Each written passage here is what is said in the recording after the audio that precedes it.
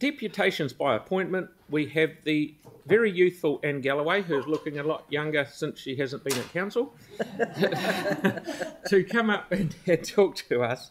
We're speaking regarding item 13, council portfolios. Thank you, Anne. Good to see you again.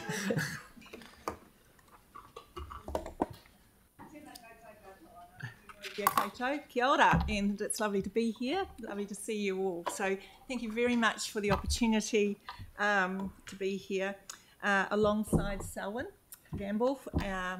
And I would like to also thank particularly Councillor Malcoka for giving us a heads up that actually today you were making a decision about the future of Te Pai Pikari, the Youth Standing Committee. And we quickly rallied the troops. We've got Mia over, she's up on the screen, who is in London, I believe. Is that where you are, Mia? Yes, and she's zoomed in because, and Selwyn has reorganised his day so that we could be here because we passionately believe in Te Pai Pikari and we would really want to encourage you to vote positively to keep Te Pai Pikari going as a standing committee. So, a bit of background. With the support of the Mayor, Leanne Dalzell, the last Mayor, previous Mayor, Leanne Dalzell, TPP, the Youth Advisory Committee, was established. And I'd like to also acknowledge John Fulsell, Josh Wharton, Megan Pearce and Lynn McLellan for their amazing support for this. It is a standing committee, which means it can make recommendations directly to Council. It promotes a clear channel for the views of young people to be represented and heard by the decision makers of the city, you. Why should this standing committee continue? I'm going to refer to an excellent letter sent to you all yesterday from Kate, who wrote on behalf of the Christchurch Youth Council, and if you haven't read it, there's a copy there for you. But I, concentrate on what's happening right now, and you can read it later, but it's really good. It gives some good reasons why. And it says Te Pai Pikari offers a unique opportunity for rangatahi voices to be valued equally alongside councillors. The committee has mana and supports intergenerational knowledge, sharing, collaboration and diversity of thought. The committee is now hitting its stride and achieving positive outcomes for the young people involved and the community. The considered establishment of Te Pai Pikari, it took a long time to get this sorted. It has taken time and has resulted in a genuine platform for youth, organisations and rangatahi to contribute to the City Council rather than a tokenistic venture. I'm going to pass on now to Mia because you want to hear their voices, not mine. So over to you, Mia. Thank you so much, Anne, and thank you to everyone for hearing me today. It's really appreciated. So I was really shocked to hear that the council was considering possibly shutting down Te Pai Pikari, because to me the committee really hit the ground running with a really strong team of diverse young people. So it was Micah Heath, Selwyn Gamble and myself, not to mention the fantastic councillors who sat around the table with us and the members from our own organisations who contributed to our conversations. This was a first for us because it was the first time we as young people were discussing topics with decision makers as equals. Suddenly it didn't feel like the issues in the city were building and overwhelming us because we were finally able to do something on Te Pai Pikari. And it's one thing to be a part of an organised group of young people, for me, Christchurch Youth Council. We'd organise events, facilitate civics education and work to improve the city.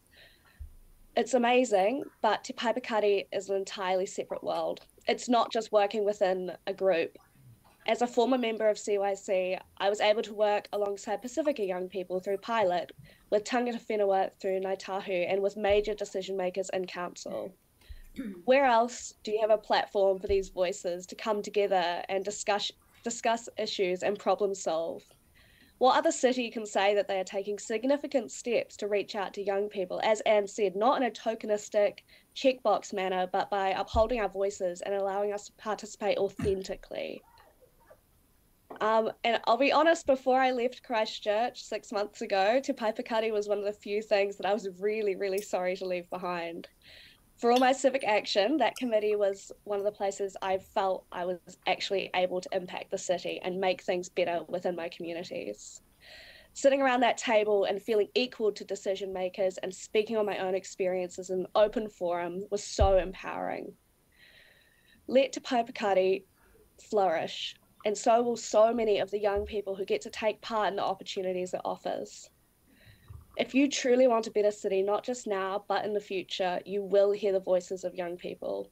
Rangatahi are the future. It makes sense that we're involved in these discussions. We've been saying it for years. If you get it right for young people, you usually get it right for everyone else. Young people everywhere deserve to have their voices uplifted, but I really want to point out that young people in Ōtautahi need this now more than ever. I know firsthand that growing up in Christchurch has meant being exposed to a series of severely traumatic events. We have really unique experiences and need to be heard for the sake of our futures. Please vote positively in favour of Te Paipakari. Please don't take it away from us. You cannot discontinue this platform if you want to be able to say you are doing what is right for the city. We need youth voice. It's a fantastic platform for the council to facilitate genuine youth participation in local decision making. Please continue to hear our voices. Thank you, Ngā mihi, and I'll pass over to Selwyn now. Tēnā koutou, tēnā koutou, tēnā koutou katoa. Ko maukateri toku mauka, ko rakahuri toku awa. Ko kaipuke me wakarere raki toku waka. No o tau tahi ahau. Ko Ngāti Pakeha me Ngāti Tonga toku iwi. Ko te whariwā nako o Waitaha toku kura. Ko Gamble toku whānau. Ko Pita toku matua. Ko Whanaulola toku whaia. Ko Hiruwini tōku ikoa, nō reira, tēnā koutou, tēnā koutou, tēnā tātou katoa. First of all, thank you so much for having us here to discuss deputations today. I'd be lying to say that my heart isn't racing right now because the last 24 hours has been very pedantic.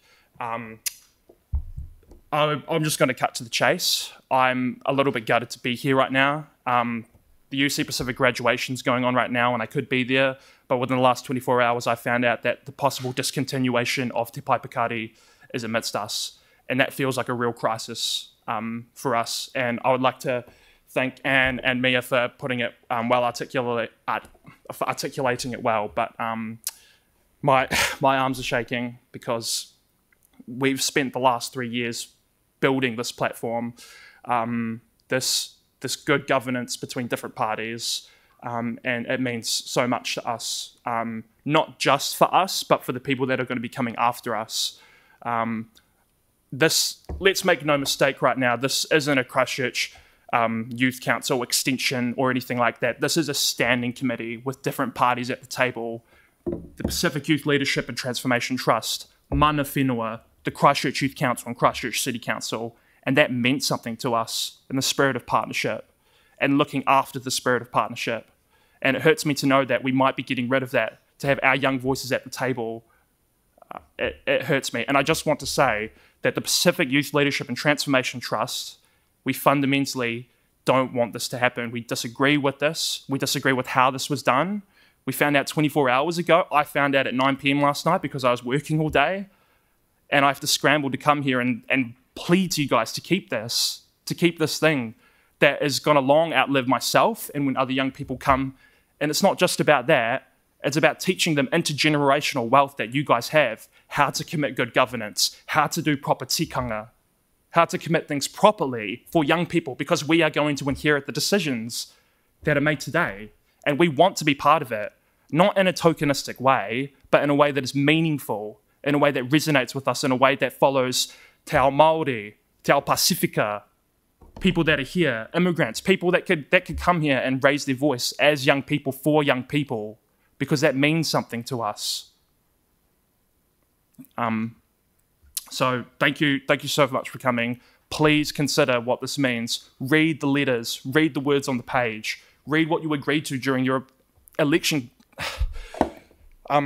processes, because this is more than myself, you know?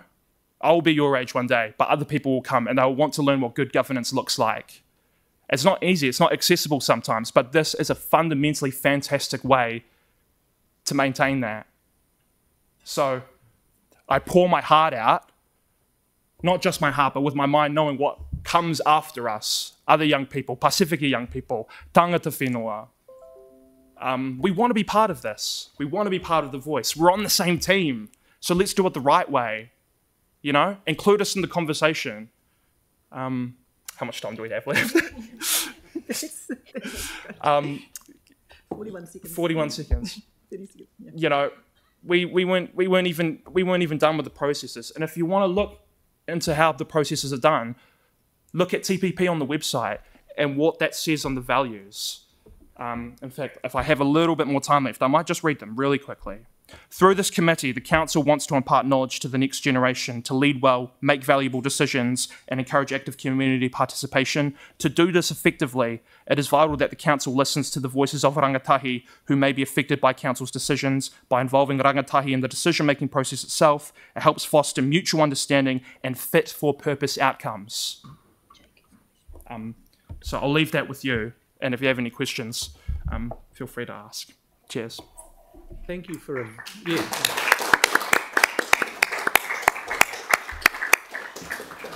Thank you for a very passionate deputation and presentation, and thank you, Anne. Good to see you again. Unfortunately, we haven't got time for questions, but it's certainly well noted what you've said. Thank you very much. Kia ora. Kia ora, thank you. Thank you. Now we have a petition that has been presented by Lynn Bunn. She'll table a petition regarding the signalised entrance from Marihau Road into Preston's Park Drive.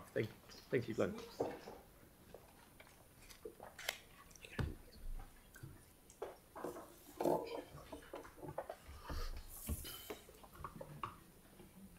Good morning, everyone, and thank you for having us here.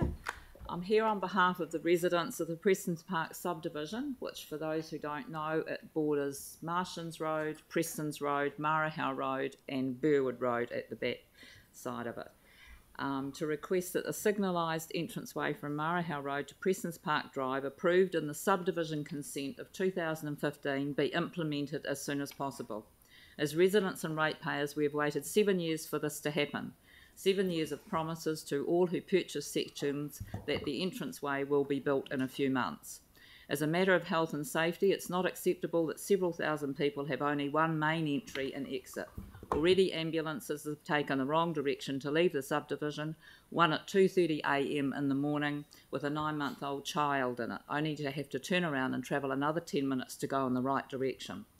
If there was ever a need for the subdivision to be evacuated during an emergency, it would be total chaos and possible unacceptable consequences for the residents.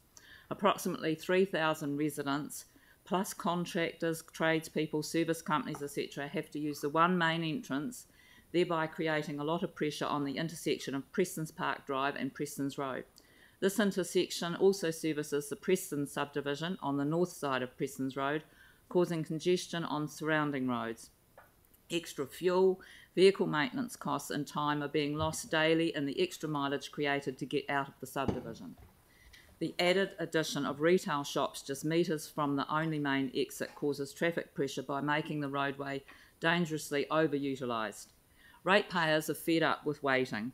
We want this matter resolved and seek reassurance from the Christchurch City Council that our concerns are being listened to and acted upon promptly.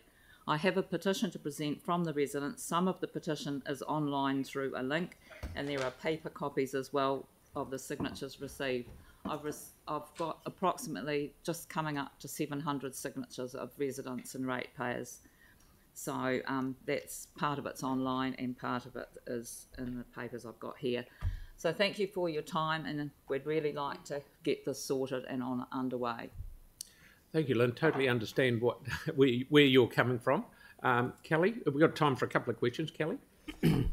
Yeah, thanks, Lynn, for highlighting this, and Daniel for coming along.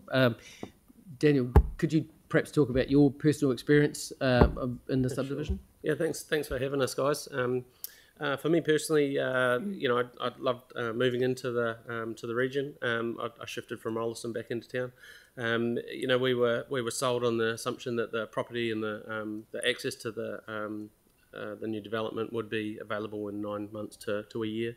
I've owned the property for coming up close to 3 years now, and a lot of people in the meetings that we've had within the residents groups are a lot of the same frustration is that, you know, promises, it's going to be open, you know, to no avail. You know, I bought a section that was literally 100 metres from the opening, so it's very frustrating to have to drive an extra 10-15 minutes to get around the entire development to get out on the other side. And, you know, there's a lot of frustration building. And, you know, the sign's up already in the neighbourhood to slow down because of the volume of traffic. It's causing congestion to get in through traffic lights. People are now breaking through orange lights, red lights, pushing the boundaries to get out because the traffic's so significant. So from a health and safety point of view, it's, you know, things are getting a bit crazy out there. Yeah. Okay. I would have been one of the ones that was guilty of saying that it would have been underway by July last year. I remember, I think, telling you that, Lynn, Yes. which was at the time I actually thought that's what was happening. But I understand that Transport and the developer have been talking to each other, and they've found a way forward, and it's imminent that it's going to happen. Let's hope so. The gold standards are the diggers at the site. Yeah. So thank you very much for bringing that in. That's all right. Thank you for having us. Can we ask just one final question? So, yeah. Is it possible for the communication between, you know, communication is the biggest thing. We haven't got anything from the developer, so if we can just get in some communication, regular intervals or something like that, just to say, hey, this is where we're at, this is the process, and it gives us some understanding on what's happening moving forward. So you're not in the dark. Correct. Yeah. Okay. That's the biggest frustration, to be fair. No, noted. I'll take note of that. Yeah. Thank you very much. Well, thank you, guys. Thank you very much. Good on you. See ya. Jess will take the petition. Jess will take that petition off you if you like. Sorry. There's been a couple of incidents where we've had development and we've added, Westmoreland would be one, so there's 2 exits to the area rather than one. Maybe that's something that we could take up with staff, that when there is a development, and it's a substantial development, that we look at, because of what we've been through as a city and an area, that most developments do need 2 ways out if they're of a certain size. Maybe that's something that we could talk to staff about with regards to the city plan. Does it? Yeah, thank you. Cheers. Yep, Aaron? Phil, because we've been hearing about this for a while, and it's not my area, but I don't like hearing people from the area having to complain so much. Can we get a hard and fast date on that installation? Yeah, I will ask. Like July last year sounds good. Well, I didn't help myself there. Right. Well, you've got a digger. They just invited you over. Yep. Thank you very much. Right. Thank you. We'll move on. So, thank you. I'll move the. Righto, keeping. Okay. Right. We've got some supplementary reports that I